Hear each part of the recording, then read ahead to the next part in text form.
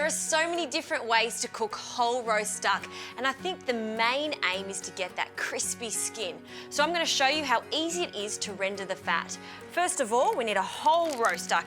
Ideally, you'd like to take it out of the bag 24 hours before you cook it and just leave it in the fridge just to air dry.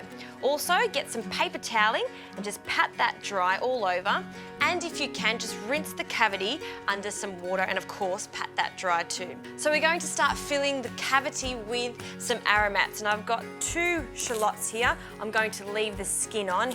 We're just going to cut that in 4. When you're stuffing a duck like this, it's really important not to overfill it. If you overfill it, then it won't cook evenly. So ginger's done, and I've also got some lemongrass here, and we're just going to cut that into big chunks. Okay, so let's fill this.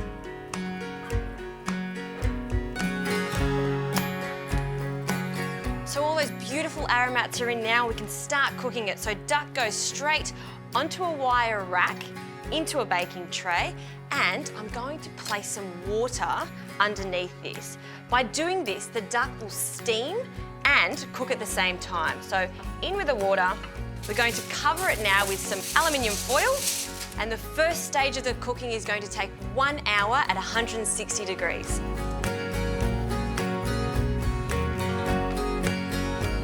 Stage 1 of cooking is complete, and you can see how much fat has just dripped off this duck, leaving it with just a thin layer now. So let's get this crispy, and what I like to do, just following the Asian-inspired roast duck, is get a little bit of soy sauce here and simply brush this over the skin, just like so. Not too much, just a thin layer of that. And then I'm going to place this back into the oven, 200 degrees, for about 10 to 15 minutes, or until that skin is looking really golden brown.